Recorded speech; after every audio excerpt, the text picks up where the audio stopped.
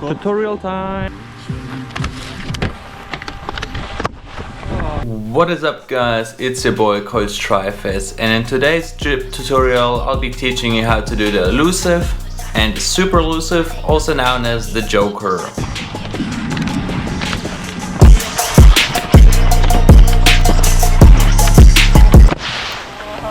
Alright, let's get started. So what do you need to start learning this trick? First of all, you need to be having both front side swaps down. So this means right foot forward and left foot forward. And ideally you can K-fed, or at least understand how to K-fed, because that's basically the second part of the trick. If you understand that, that'll make the process of learning this trick so much easier. As this is one of the first advanced jib tricks we got here, I really want you not to be that scared of learning this trick, because it's actually one of the easier advanced tricks to learn. And also I will be talking about it later on, what actually is the make or break about this trick. And if you figure this part out, especially in your head, you'll be lacing elusives left and right easily, because that trick just looks like a ton is going on. But at the end of the day, it's actually just a K-fed at the end with a little swap in front. And if that idea clicks in your head, you'll get it around pretty fast. Alright, part one. The first switch up on the rail, or tube in that case. So ideally you want to approach the rail at a good angle and not with a lot of speed, because you'll be needing to do 2 swaps and then carry enough momentum to do like a backside 270 out. Later for the super elusive, a backside 450 out. But in general, if this is the opposite, have like a good angle, as you can see in the videos.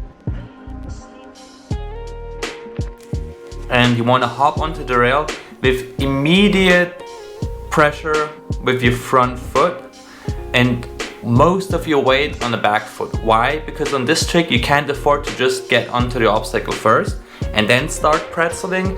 You want to jump onto the obstacle and then immediately lock in with the pretzel momentum in order to get your first swap going. Because the first swap is the most important part of this trick. If you mess up your first swap, the second swap is going to be crappy, or you're just going to be off balance and it's not going to carry well for the rest of the trick. The best way to apply instant pressure onto the obstacle is to basically bend your hold up. First of all guys, thanks for watching all the videos, and secondly, judging from my analytics, a lot of people are not subscribed to my YouTube channel.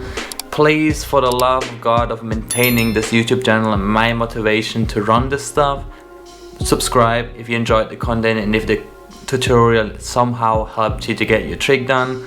It's for free and it's the best way to repay and get some karma points on my side. Thank you. Back leg. So you go into a kneeling position kinda, and then try to fully extend your leading leg so your knees are kinda straightened out. Therefore you can really just like use your front leg to push into the obstacle with your inside edge of the ski, of the front ski, and therefore you create this friction, as I mentioned in previous videos on general swaps. So you can then instantly feel that you start turning to the other direction, hop off and do the first swap and then land nicely. And as you go for the first swap, you have to immediately mirror this pretzel move and land leaning back a bit again, and then your new leading leg, which was previously your back leg, has to already create friction again. So it's basically going from a full hard lock, you swap into a next full hard lock, and this is the hardest part of this trick. If you can nail this swap with the 2 front leading hard locks, you can make this trick anytime, because the first swap counts. Like if you make the first swap great, it'll carry on well for the rest of the trick and you get it around.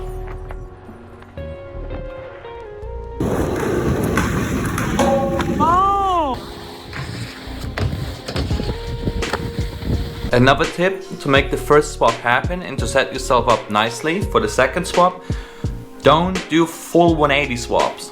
Jump into the rail, do like a 160-degree swap into another 160-degree swap. Therefore it's easier for you to get the back-to-back full locks in with the pretzel movement. And also keep looking at the end of a rail. Therefore you stay centered and upright on the obstacle and you don't fall off to the left or to the right, which can happen a lot, as you can see in the video. Or if you don't even pop up nicely on the first swap and just like kind of surface it, you can catch an edge pretty easily, and then something like this happens.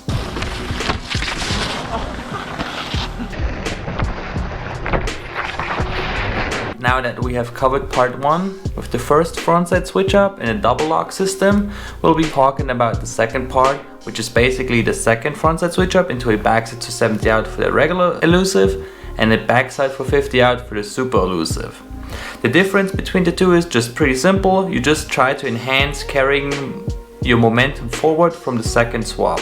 So that's why I mentioned the K-Fed before, because the second part is initially just a front swap into back 2, which we know is a K-Fed. And the cool part is, since you create so much energy with the double lock, and once you do the second switch up, you've already brought in so much momentum. So on the second swap, you just repeat the first process, you do a frontside switch up, but as you do the frontside switch up, you completely bring in your shoulder with you. So you don't keep your upper body upright and open, you actually keep leaning a bit backwards, turn in your shoulder on the second swap, and then you push down with your front leading leg in order to enhance the momentum, so you can actually like spin away, push away, and continue the motion, which will then leave you doing the regular K-Fed, and you've basically done an elusive at this point.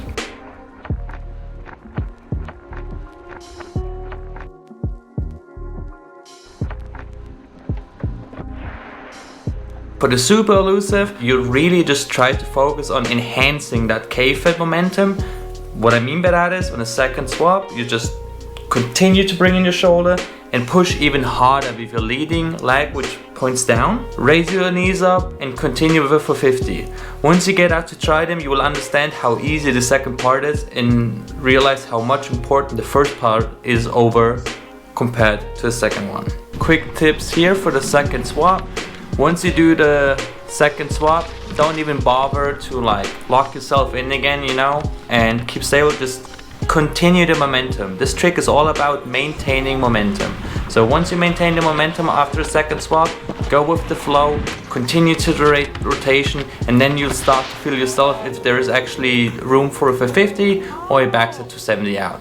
Usually the back 2 out in the elusive is so natural, you don't even have to worry about winding it up. It just comes natural from your first frontside switch up, as it is natural that once you do the frontside switch up, you continue to spin on the slippery surface of a rail or a tube. So, easiest way to do it, follow along the ride and finish off your elusive.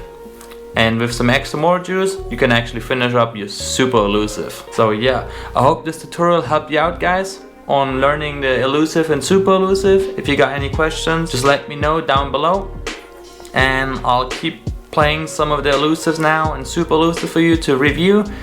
And thank you for watching, and I see you in the next tutorial. Coach Trifes out.